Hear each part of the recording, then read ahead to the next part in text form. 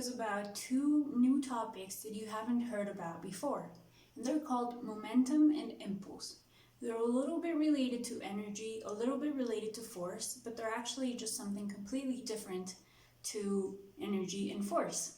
And with this topic, we're going to learn about collisions between objects and how they collide off each other, in which direction they go, at what speed, and all of that.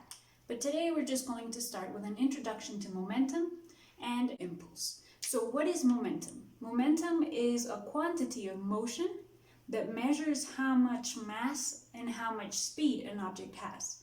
So basically, if something is very heavy and it's moving really fast, it has a lot of momentum. Something that is very small and is moving really slowly has very little momentum. So momentum is like how hard it is to stop something. If it has a lot of momentum, it's going to take a lot of strength to stop it.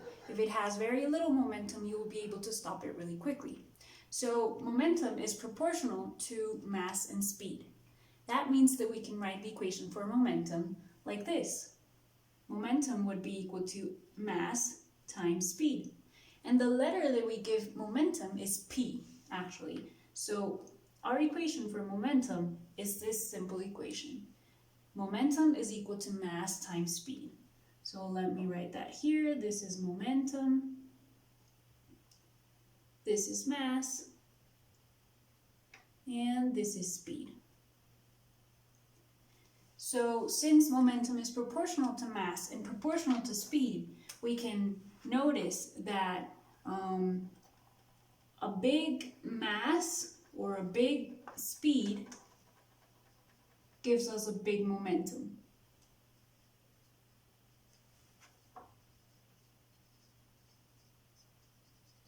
Usually mass doesn't change. So we have an object, let's say a tennis ball. The tennis ball has a momentum depending on its mass and its speed. Its speed can be changing constantly, but its mass won't change. So we only talk about momentum increasing or decreasing if the speed increases or decreases. So we're going to say momentum increases when speed increases.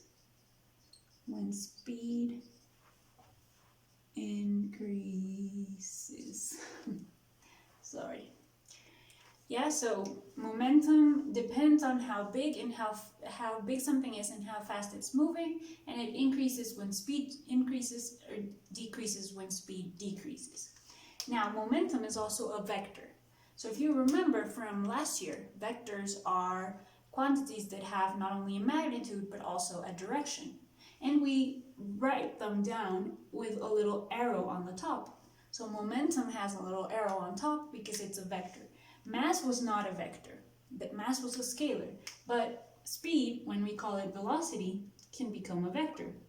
So basically, momentum has the magnitude of the mass times the speed, and it has the same direction as the velocity. So it's a vector. Let's write this down. So momentum is a vector with the same direction as the velocity of the object.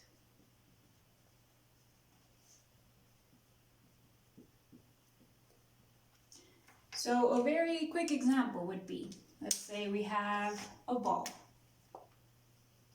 This is a ball, and the mass is 5 kilograms. And it's moving at a velocity of 2 meters per second east, right? So the momentum of this ball would be 5 times 2, which is 10 east,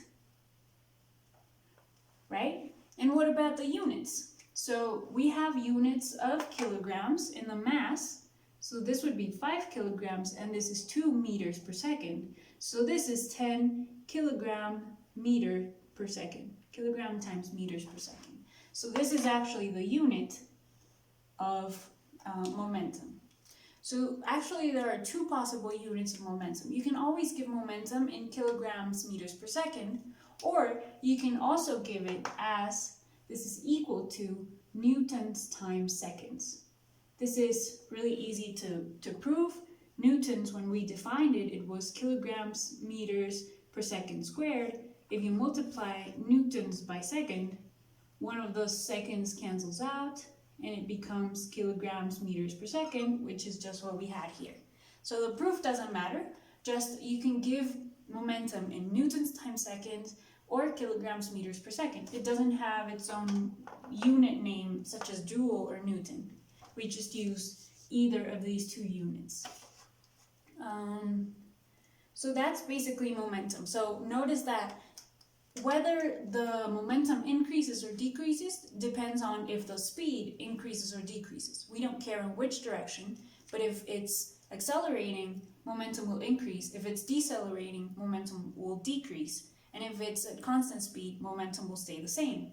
And the direction depends on the direction of the velocity. So if the object has a velocity to the right, the momentum will be to the right. If it has a velocity downwards, the momentum will be downwards, and so on.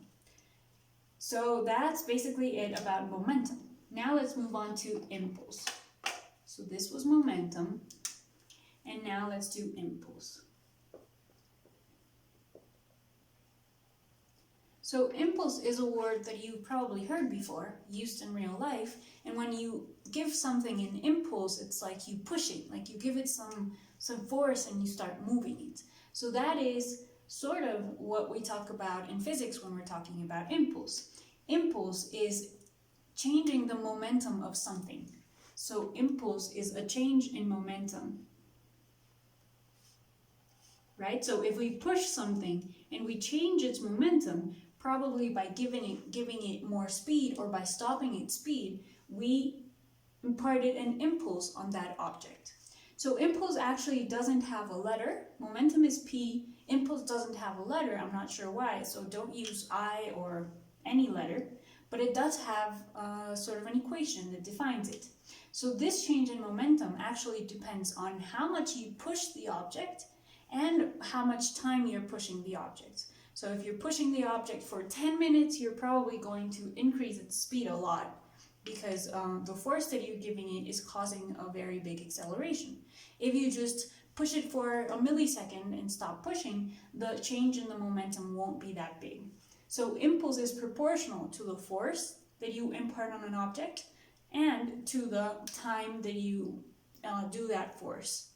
So basically the equation of impulse is going to be force times time. So this is force and this is time. Right? So that is the basic equation of impulse, force times time. But impulse actually has two equations. Basically, this is one of them, and the second one is that it's a change in momentum. It's exactly equal to the change in momentum.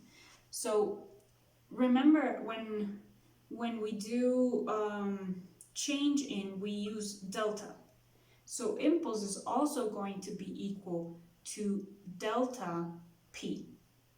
This means change in momentum. And change in is final minus initial. So this is going to be the final momentum minus the initial momentum. And the mass is going to stay constant, as we said before. In every example that we're going to look at, the mass is going to stay constant.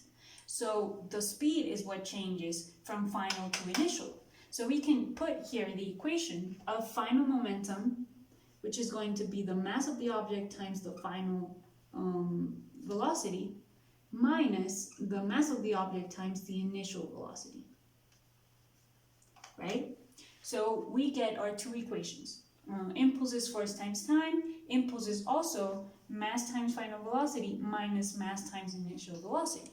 So we could combine this in a general equation that says that the force times the time is equal to mass times final velocity minus mass times initial velocity. So depending on what you're being asked and what numbers you're given, you could either use for impulse the force times the time or the change in momentum. Or you could combine both to say that the force times time is equal to the change in momentum. So I'm going to do another quick example of that. So I'm going to erase this example over here. Oh, right, and the unit for impulse, of course, is the unit of force, which is newtons, times the unit of time, which is seconds. So that adds up because our momentum, we could give it in newtons times seconds, and our impulse is newtons times seconds. So that's why we can say that the impulse is the same as a change in momentum. They have the same units. So for both things, we can give them in either newtons times seconds or in kilograms meters per second. Those are the two options. Okay, so what is this example of impulse and momentum? Let's say we have a wall. This is a wall. And we threw a ball towards the wall. So the ball has a mass of 2 kilograms, and it's moving towards the wall at 1 meter per second.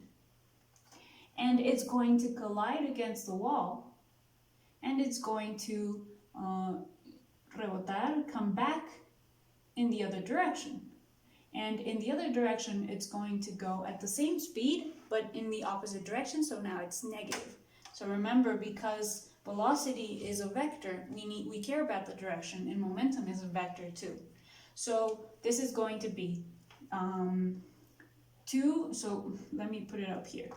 2 kilograms at 1 meter per second initially, and then after it collides with the wall, it's going to be the same 2 kilograms, but at negative 1 meter per second. So there are a couple of questions that I might ask you. First, I might ask you, what is the initial momentum of the ball?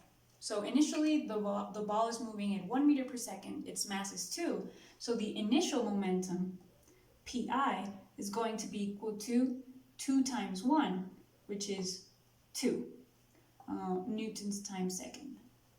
Now I might ask you, what is the final momentum of the object? So the ball is moving at negative 1 meter per second now. So the final momentum will be the same mass of 2, but now times negative 1, which is the velocity. So it'll give us negative 2 newtons per second. So the initial momentum was 2 newtons per second, newtons times second, and the final momentum is negative 2 newtons times second. So now I ask you, okay, so what is the change in momentum? So change in momentum is final minus initial. It's right here, final minus initial. So we're going to get negative 2 newtons times second, which is the final, minus the initial, which is 2 newtons times second. So negative 2 minus 2 is going to give us negative 4 newtons times seconds. So many people get confused here and they say, oh, 2 and negative 2, they cancel out, the change in momentum is 0. But it isn't, because the final is negative and the initial is positive. So it's going to be negative 2 minus 2, which gives you negative 4. Negative 4 would be the change in momentum. So this can be called the change in momentum, but this can also be called impulse. Even though I asked for the change in momentum, you know that the change in momentum is equal to the impulse. So then if I ask you, what is the impulse? Well, it's the same, negative 4 newtons times second. You don't do anything, it's just the same. And finally, I might ask you, okay, if I imparted a force for half a second, 0.5 seconds, what force did I impart to give that object that change in momentum? So here's where many of you get confused, but it's just using this equation. So we already have the change in momentum. This side in our example is negative 4, and we're being asked for the force, and we have the time. So the time is 0.5 seconds. So basically the equation we want to solve is F times 0.5 equals negative 4, and we're looking for F. So basically we're going to get that F is negative 4 divided by 0.5, which is equal to negative 8 newtons.